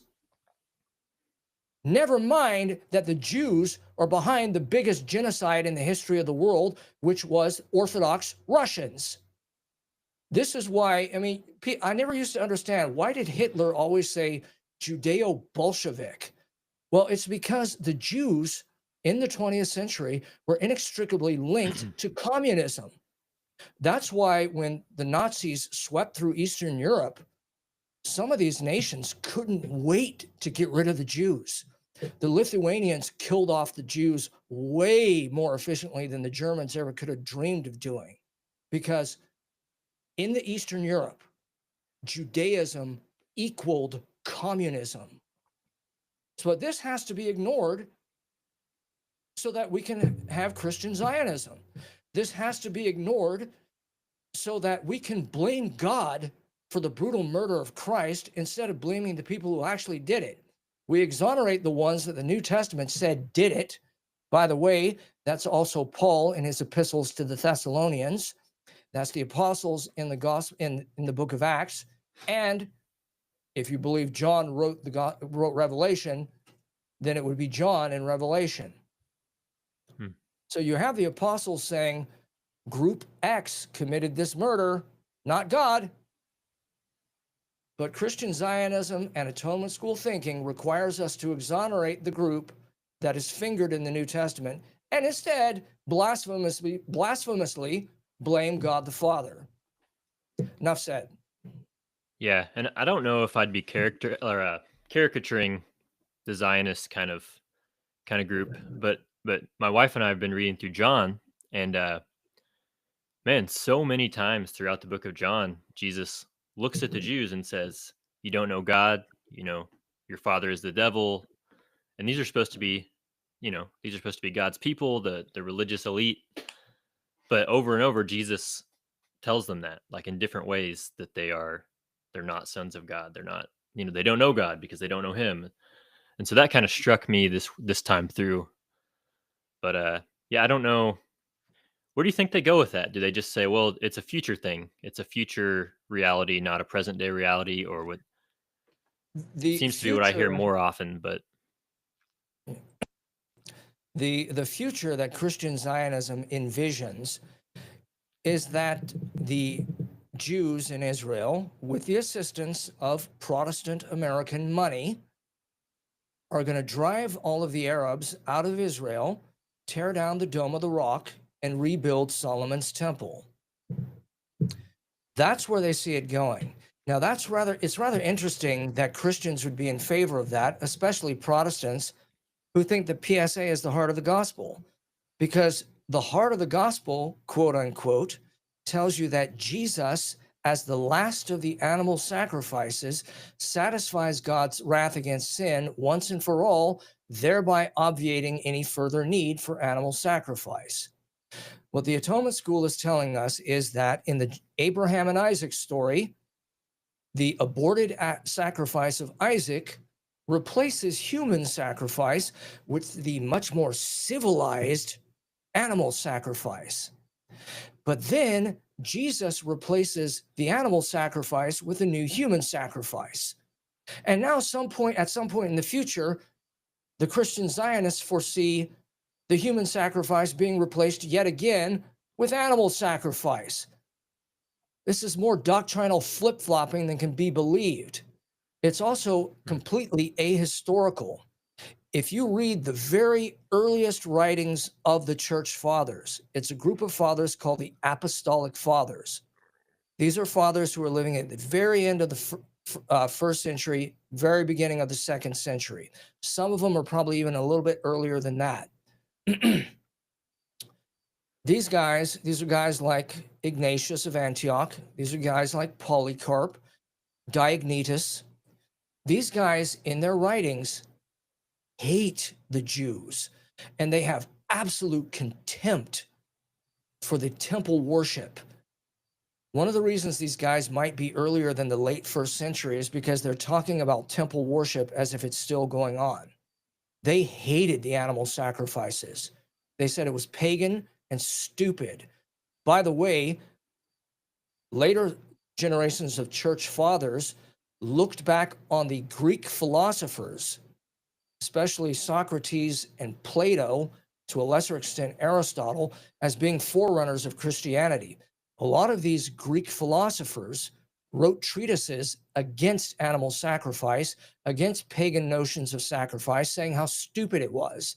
And the church fathers pick up on that, and it's found Justin Martyr, it's found in the Didascalia Apostolorum, the Apostolic Constitutions.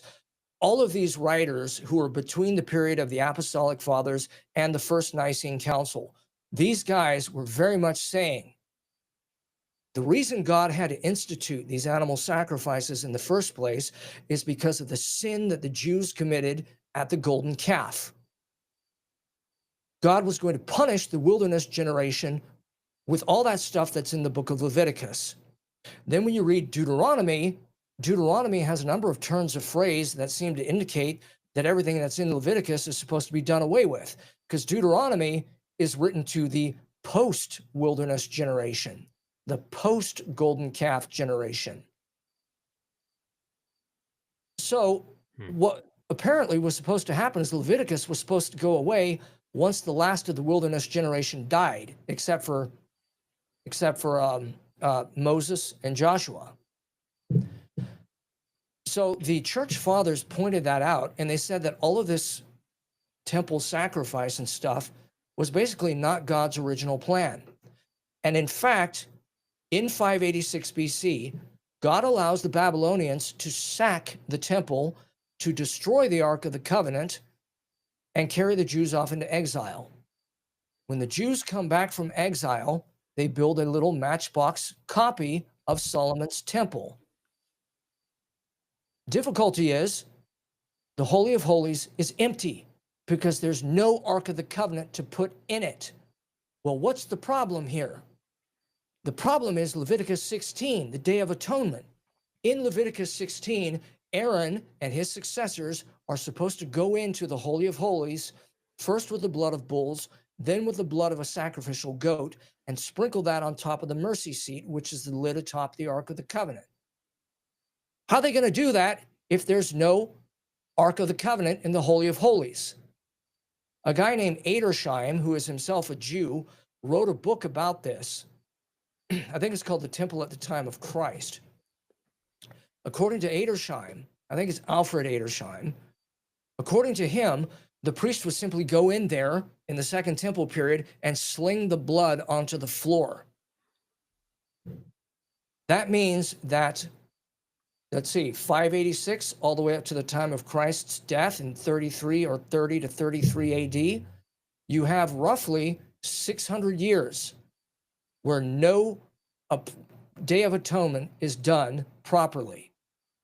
There's no Ark of the Covenant, and by the way, even the altar of burnt offerings had to be destroyed because Antiochus Epiphanes sacrificed a pig on top of it during the Maccabean era. This is between the time of Malachi and the time of Christ. So it's in that intertestamental period that happened. So you have an empty Holy of Holies, and you have an illegitimate ersatz altar of burnt sacrifices. You don't have a legitimate Day of Atonement going on for 600 years.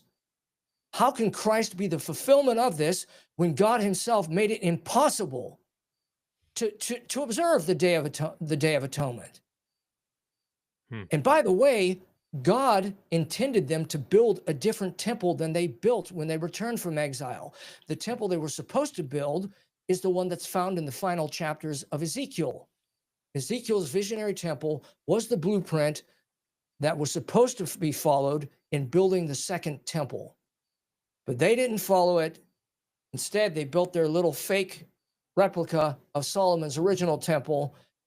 And Jesus drove the moneylenders out of that temple, the moneylenders without whom it would have been impossible to sell the animals for animal sacrifice. Jesus cleansed the temple twice, according to the Gospels. It's very likely he actually did it thrice. Gospel of John says he did it his first year in Jerusalem. The synoptics say that he did it the third year. The harmonization of that is that he did it both years. And very likely he did it on the second year. Caleb, if you have any questions, why don't you go ahead? Because this sounds silly, but I got to let my cat in. No, go for it, man.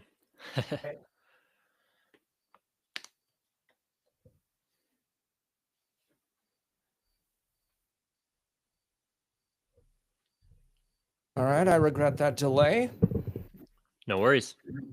Yeah, All right, I don't want to cut you off if you were going somewhere else with that. No, go ahead if you had a question or a comment.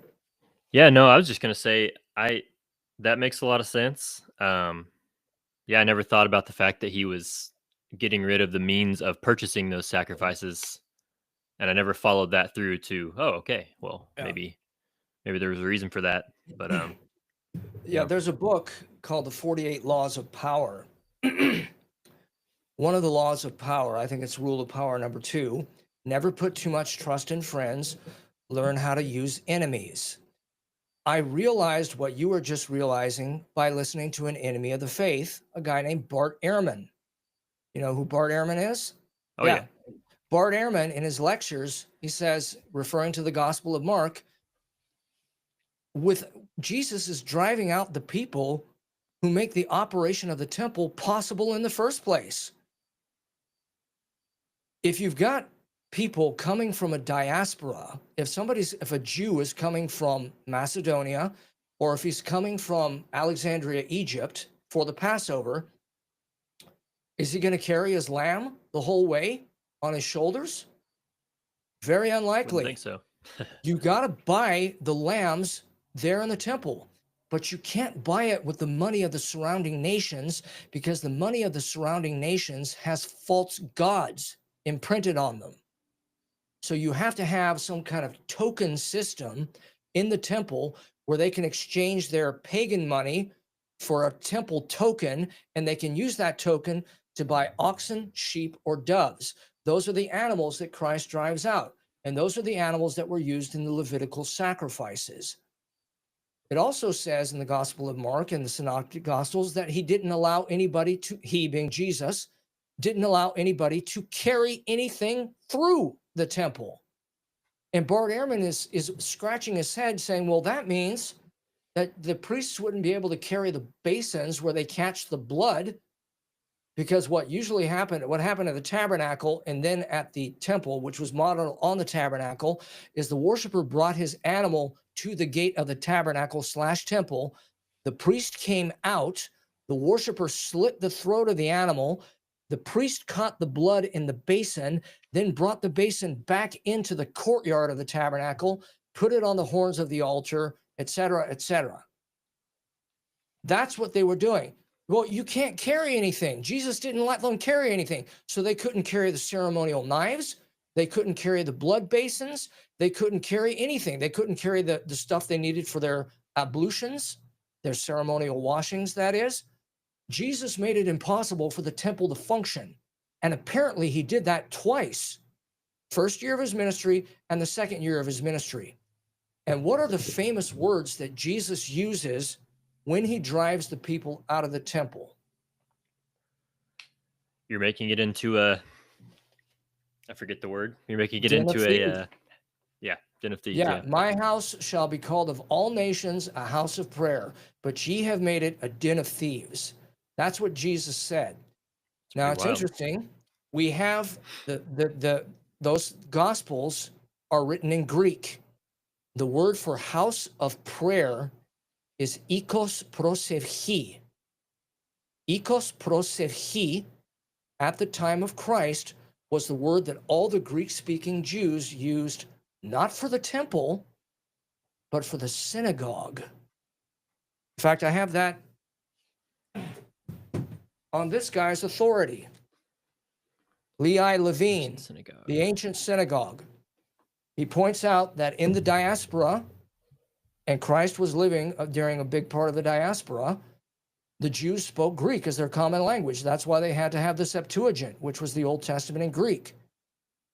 Levine points out that they called their synagogues ikos prosirchi, house of prayer, the same term that Jesus uses when he's driving people out of the temple. Well, what goes on in a synagogue? And by the way, Jesus is in the synagogue all the time. All through his pre-ministerial life, he's in the synagogue every Sabbath. It shows that he's a faithful attender of the synagogue.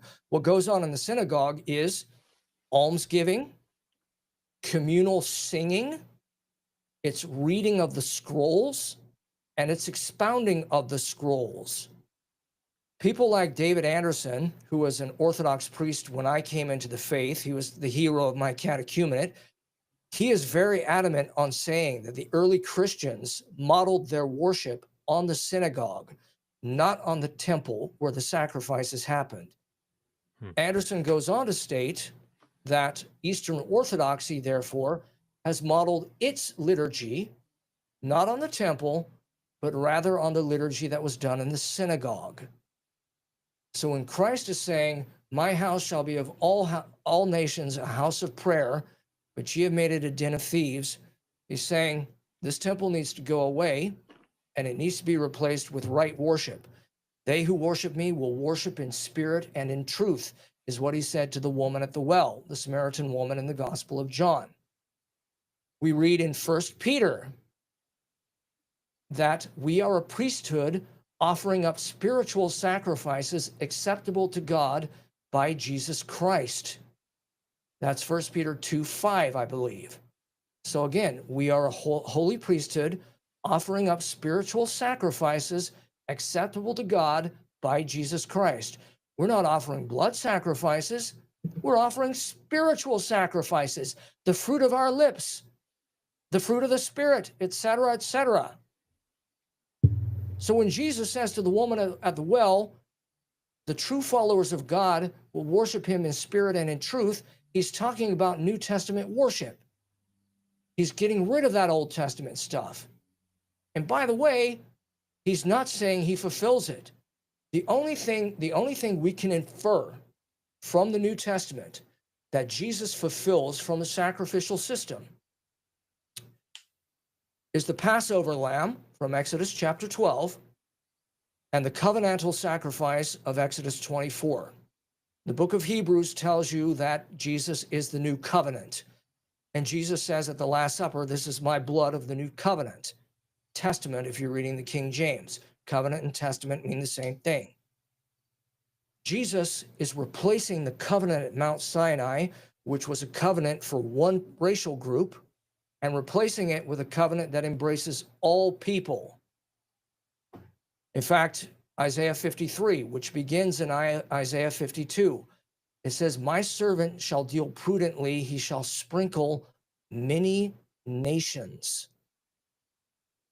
Thus, the first covenant, Exodus 24, you have God sprinkling one nation with the blood of the bullocks that the young men kill, and then Moses takes the blood and sprinkles the blood in the book and the people.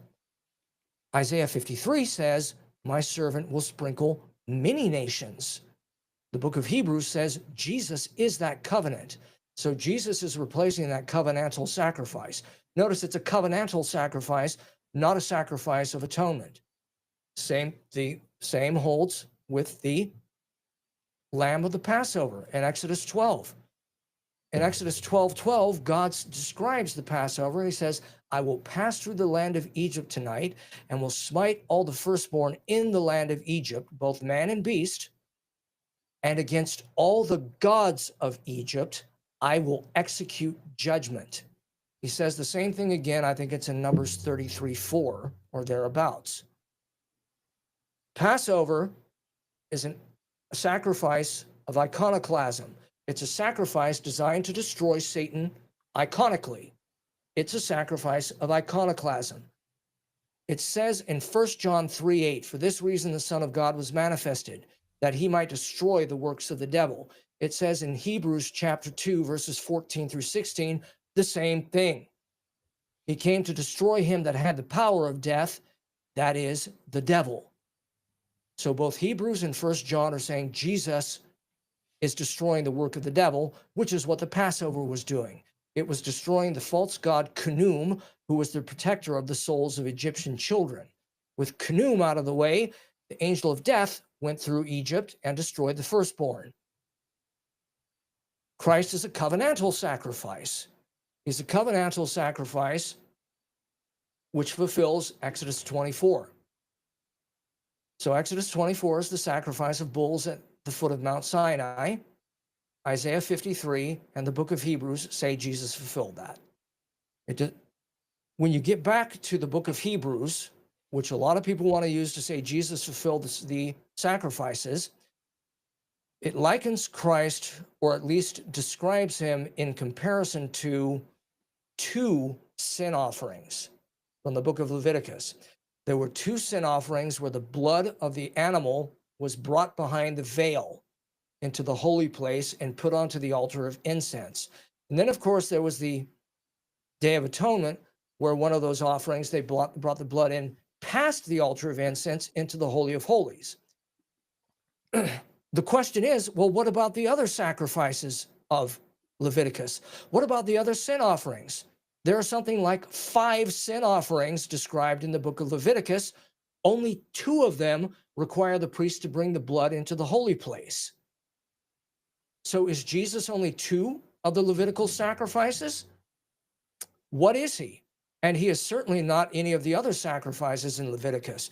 You have sacrifices that are called in the King James meat offerings. These meat in 16th century and 17th century English simply meant food. It's really confusing in the King James Bible, because when the King James Bible says meat offering, it's not referring to meat. It's referring to grain. It's referring to fruit and vegetables. You're allowed to make grain offerings or meat offerings as King James Bible. Where's the blood? Where's the blood in these grain offerings? You're also allowed to make offerings of thanksgiving and votive offerings. These votive offerings and offerings of thanksgiving are not sacrifices of atonement. So which of these sacrifices is Christ according to the atonement school? I go with the church fathers who say that all of these sacrifices were punishment for the golden calf, and Jesus does not fulfill them. Enough said. Interesting. So it seems kind of like, let me see if I can. So are you kind of saying, like, from the very beginning of Jesus's entry into the world, he's essentially not advocating for dispensationalist ideas? Is that the dumb way to put it? Well, yeah, dispensationalism is probably the root of Christian Zionism. People are turning away from Christian Zionism, and dispensationalism is in an increasing state of discredit. People like Michael Brown, who is a converso, he's a Jew who converted to Christianity, still desperately cling to many of the ideas of dispensationalism, because dispensationalism exalts ethnic Jews. So whether Michael Brown wants to admit it or not, he's just exalting his own tribe. That's why he stands for what he does. But Well, and I mean, it seems like the fruit of that has been terrible, at least for the United States involvement with it, and the rest of the world. Even it's the yeah, fruit has largely been bad. So I think that's why politically a lot of people, before they get there exegetically or whatever the case, I think they're getting there because it's like, oh, why are we teaming up with this evil country doing these evil deeds? It seems to be the fuel being used. It seems to be Zionism, dispensationalism, right. different Yeah. things, which is causing me to doubt it and move the other way because of, at least on the political front, because of that. So Yeah, and So yeah, I don't know. you've got people like Ted Cruz parroting the old chestnut. God's going to bless them that bless Israel. Or, as Jerry Falwell used to say, I believe God deals with nations based on how they deal with Israel, because the Jew is the apple of God's eye. Well, what has this gotten us? Israel became a nation in 1948. We have been bankrolling them ever since. Would you say the United States is a better country now than it was in 1948? Absolutely not. Absolutely not. In no conceivable way is America better than it was in 1948, other than technologically. We have better technology than they did in 48. We're not better people. We're not richer. Yeah. I can't afford to buy a house. Nobody I know can buy a house. The only way you can get a house nowadays is to inherit one. Or if Yeah, you're it's rough making out there, millions. man. Yeah. So, yeah. How exactly are we blessed?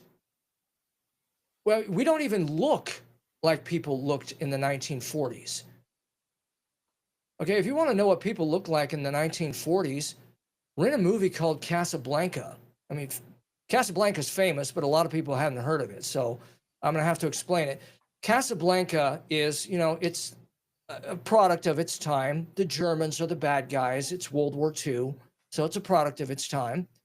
But just look at how they're dressed in every scene. People were absolutely beautiful in that era. People went to restaurants and flew on planes dolled up. I mean, the women were dressed like dolls. The men had on their tailor-made suits. Just the look of people was better in that period of time. Look at how people look now. That is Yeah. an index. That is an exterior index of what has happened to people internally. When a person looks sharp, it's an indication of sharp thought. It's an indication of a lot of other things in the person's life. People look like garbage nowadays. I go to church wearing a suit, and I remember a girl came to me once and said, I love coming to church just to see what you're going to wear every week.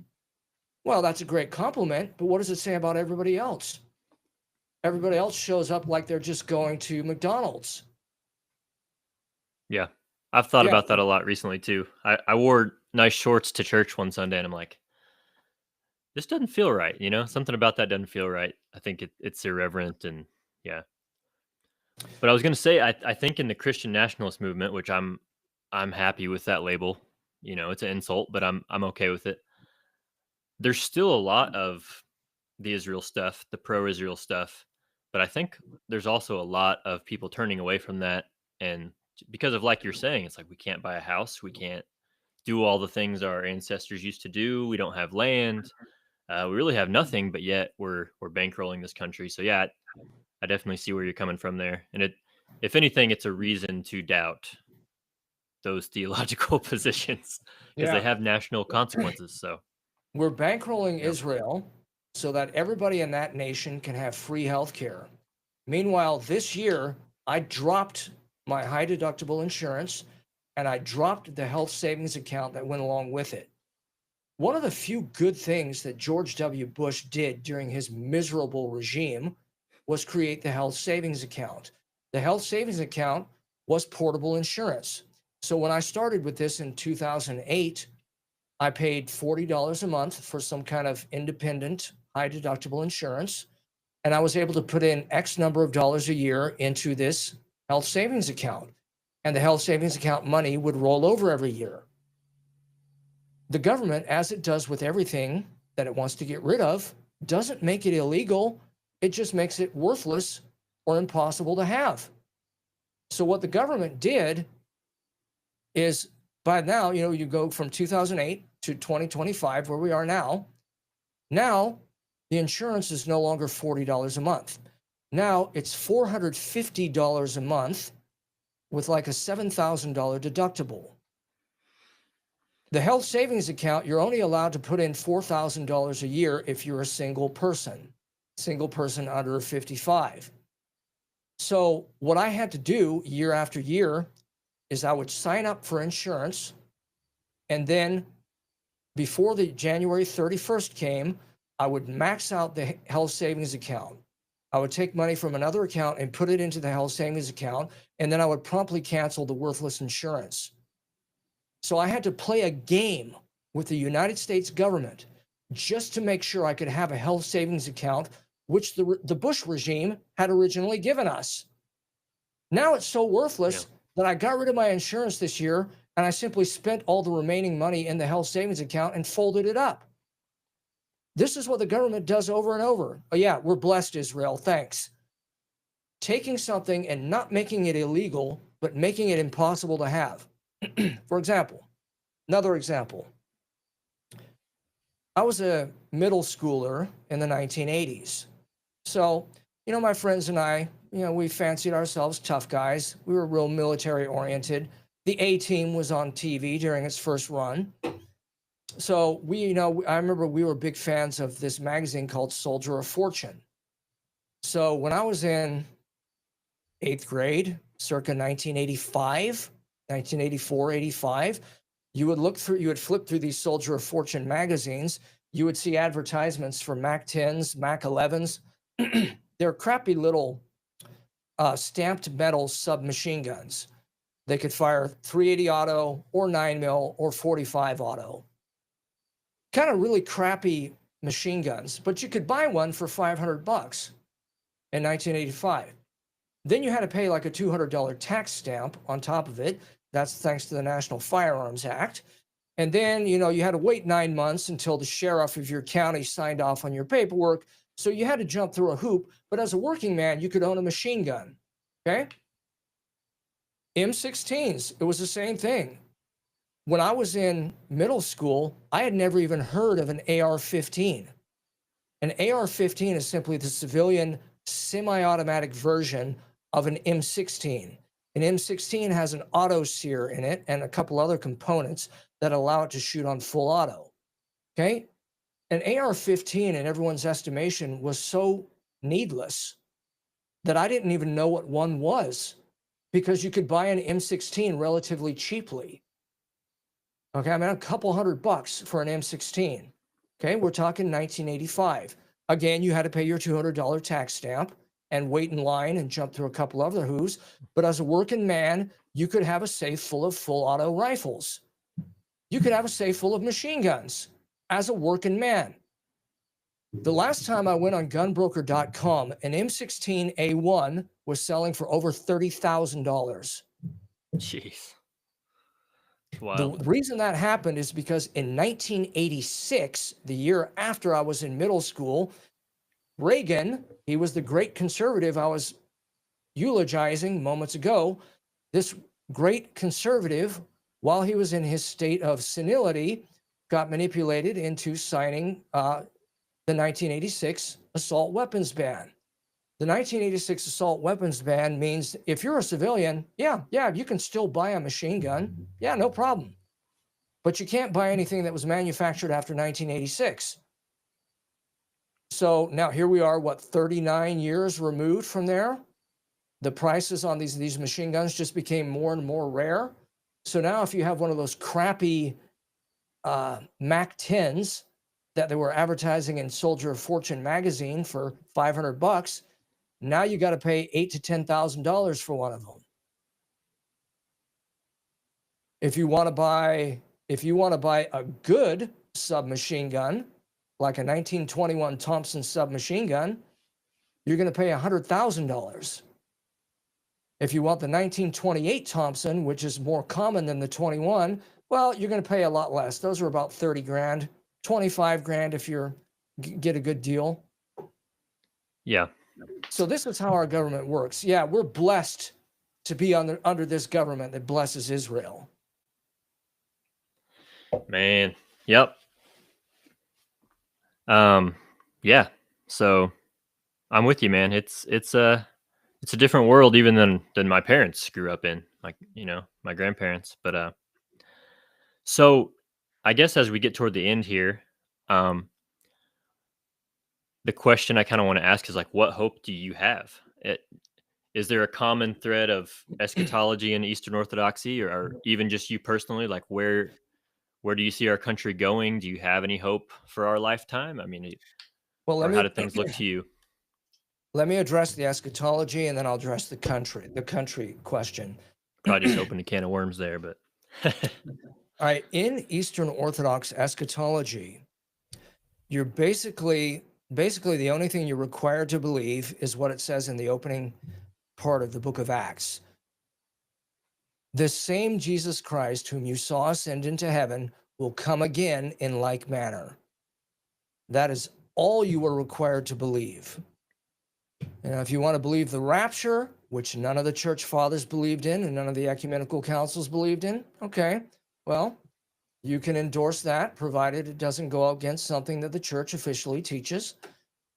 The book of Revelation, that's the big eschatological book in the New Testament. A lot of people are unaware of this, but most of the church fathers rejected that book.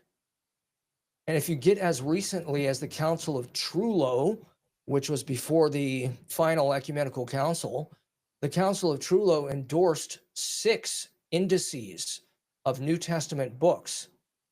The embarrassing thing that nobody wants to deal with is that only 2 of the indices say Revelation is a canonical book. Gregory of Nazianzus, who wrote one of those indices and is the greatest of the church fathers and one of the sources of Orthodox Christology, says directly that the book of Revelation is spurious. So if you're just going to go on the majority opinion there, you have 2 out of 6. So, you have 2 out of, or rather you have 4 out of 6. So that's 2/3 of the indices either leave Revelation off and don't mention it, or directly tell you it's a spurious book. So the eschatology that comes out of Revelation should be treated with a little bit of care. I am of a minority position now. Eastern Orthodoxy now pretty much accepts the 27 books of the New Testament that appear in the Protestant New Testament. I don't accept the book of Revelation. I consider the book of Revelation spurious. It's not inspired. But because I'm one of the only people I know who believes that, I have to compromise. So I treat the book of Revelation as deuterocanonical. So I will accept a proof text from the book of Revelation, provided you have a proof text from somewhere else in the New Testament to bolster it. But if all you got is the book of Revelation, forget it. By the way, that seems to be the principle on which the Orthodox Church operates, because the Orthodox Church at the Council of Nicaea condemned something known as chiliasm or millenarianism.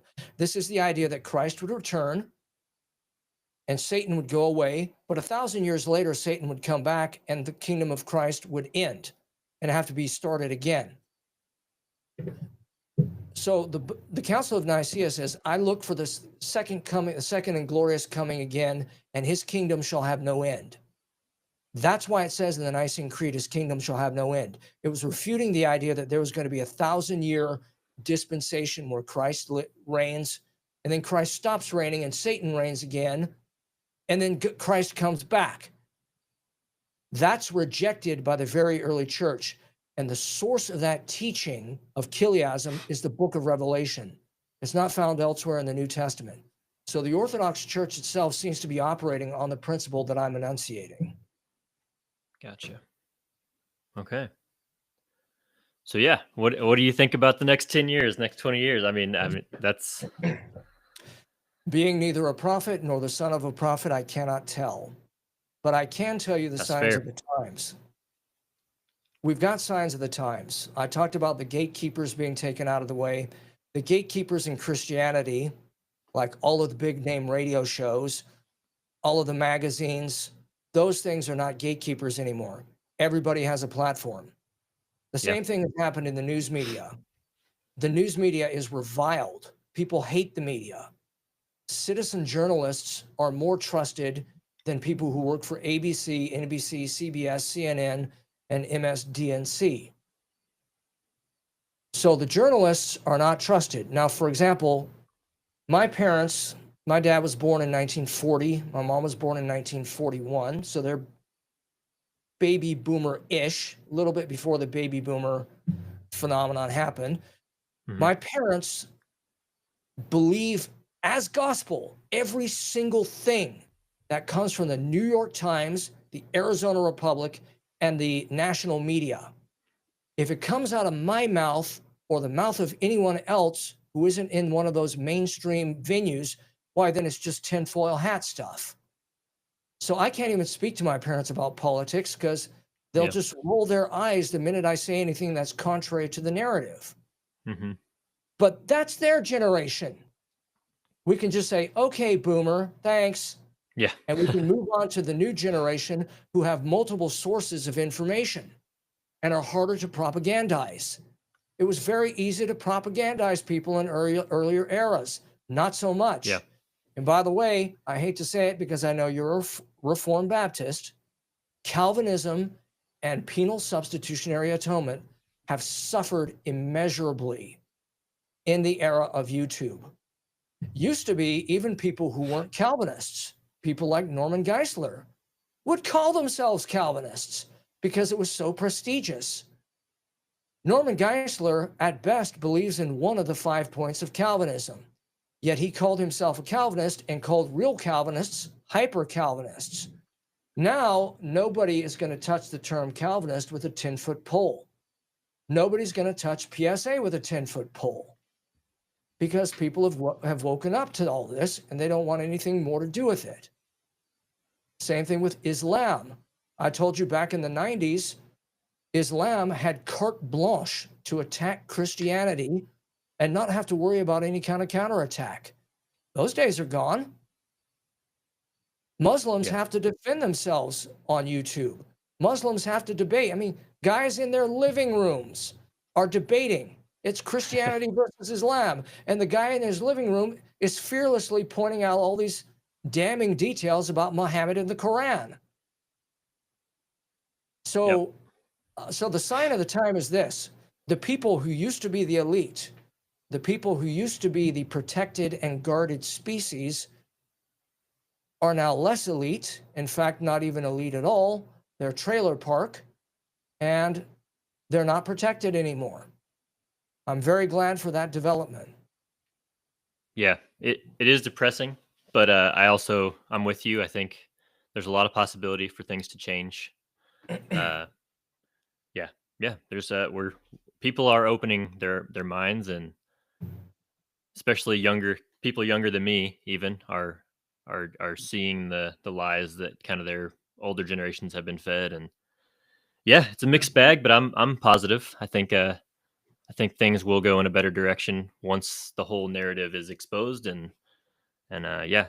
Honestly, I think Eastern Orthodox, Catholic, Protestants, there are still things we can join ranks on, even if I can't be an elder in your church or whatever. But I think, yeah, to me that is a positive thing. But I'm gonna let you off of here because I've held you captive for a while. So thank you very much for coming on to talk. If you don't mind hanging out a couple seconds, I just want to make sure everything uploads. But guys, this is Paul Vendredi. Did I say that right? Vendredi. Paul Vendredi. Check out his, I said it wrong again. I will have his information in the show notes. Thank you for tuning in and have a good night.